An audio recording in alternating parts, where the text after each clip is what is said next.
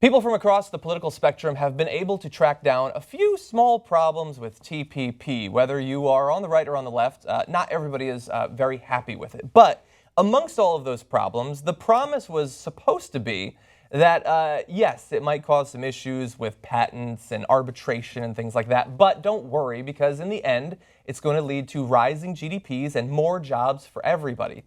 But apparently, according to an analysis by Tufts University's Global Development and Economic Institute and the former United Nations Assistant Secretary General for Economic Development, the numbers that were used in the model that was used to say that the GDP and jobs would go up were basically based in Fantasyland. And once they used more realistic numbers, which themselves will be reanalyzed, I'm sure, over and over again in the months to come, it's actually a gigantic jobs killer and GDP diminisher.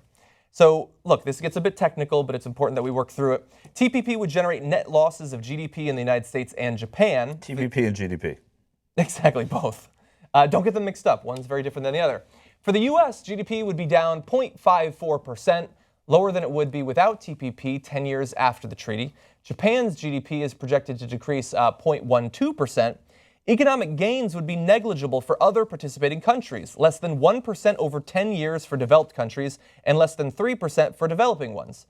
Although I think that they would still appreciate that 3%. TPP would lead to employment losses in all countries, with a total of 771,000 lost jobs. Well, don't they have to go somewhere, though? The United States would be the hardest hit with a loss of 448,000 jobs, which, if you can just pass this in time, Obama, can become your legacy. The loss in GDP, 3.77%, and unemployment, almost 900,000 jobs, among non-TPP developed countries would be driven by losses in Europe, while developing country losses in GDP and employment reflect projected losses in China and India, and yes, that is 4.45 million jobs that are projected to be lost as a result of the TPP. I couldn't find in that analysis who's the actual winner, probably some American corporations, I would imagine. But yes, I mean, this is certainly going to, if it gets talked about widely enough, going to complicate the process to... Well, it's been talked about, these numbers have been talked about for a while. It's sort of, they met in Hawaii and they didn't get anything done because of numbers like this. And then they had to wait and go through the numbers again. Listen, I don't know the processes that went through, but of course corporations and of course big business had a lot to do with it.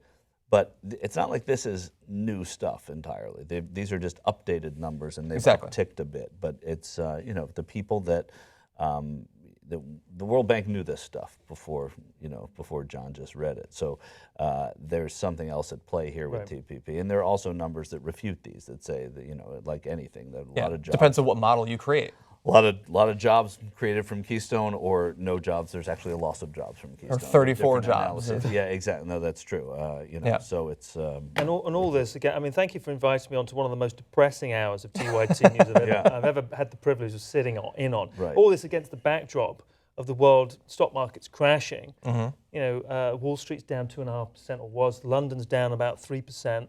Asian markets are plummeting. We're all just sitting here. We all, as we always do when these markets, you just sit there as a bystander and watch the share price plummet, and there's nothing you can do, and then you get... China stock market over the last 6 months had a gigantic problem. It's just one huge Ponzi scheme. No, what's incredible too is how excited we are that oil is so cheap. Except that because oil's so cheap, the markets are crashing. The markets are now crashing. There's no confidence. I know the price of oil up. Of all of the That's subjects what's been lacking these last 10 years. Of all of the subjects that I know very little bit about, the stock market's probably one of the main ones. Sports. There's sports that I know something about. Esports, volleyball. I passed Ben Mankiewicz's football test, although he probably wouldn't give me that credit. Doesn't it seem kind of messed up that when oil prices are high, the economy is ruined? And when oil prices are low, the economy is ruined. Maybe we should move past oil and get off the whole damn thing. Although that would probably destroy the economy. That would destroy the economy. What are you talking about? That's craziness. I did a final judgment yesterday. Denmark last year produced 42% of their electricity through wind power. I'm not saying we can do that, but we don't necessarily have to have our economy be based on a form of energy that is apparently too big to fail. Right, and oil never, there's a town in Russia called Miass, M-I-A-S-S, and oil never really had any effect on my ass. So not really? Yeah, never. So I don't know why we can't just follow that model. We can't follow them, yeah. So look, the TPP, I had previously read quite a bit about some of the stipulations, obviously from something like October of last year to now. God knows, since the discussion is so shrouded in privacy. What might be the same or different since then? But it seems like it has a lot of problems. And for some country, I mean, look, to the extent that China or India is even being involved in the debates, they're not going to like these numbers.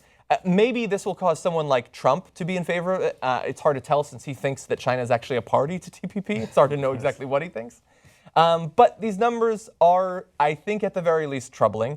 Yes, we're not going to educate the World Bank as a result of spreading this, but hopefully some people who haven't heard too much about it in the media, partially as a result of the fact that it's so rarely discussed openly and it's impossible to get real information, it's going to be hard to make a case, I think, to the American people largely that this is something that desperately needs to be done, and it needs to be rammed through quickly before Obama leaves office. And it's an American people who are already cynical about the extent to which there has been a recovery from the 2008 recession. You know, recent research, recent polls showing that only 45% of Americans think that it's better than it was. So the majority still thinking things are, you know, not as good as they should or could be. So again, when you had the stock market crashing and on the back of this. Yeah. And also most people don't understand the correlation. I mean, if we don't, I freely admit it, I do not. I feel like I'm more towards John than an economist with this.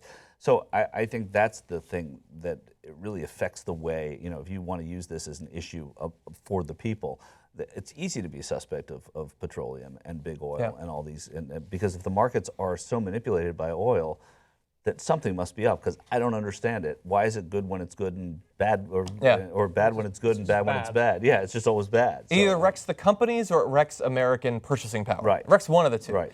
All we want is to get a discussion going about TPP behind closed doors that we never hear about. That's all that we want. That would be great. Yeah.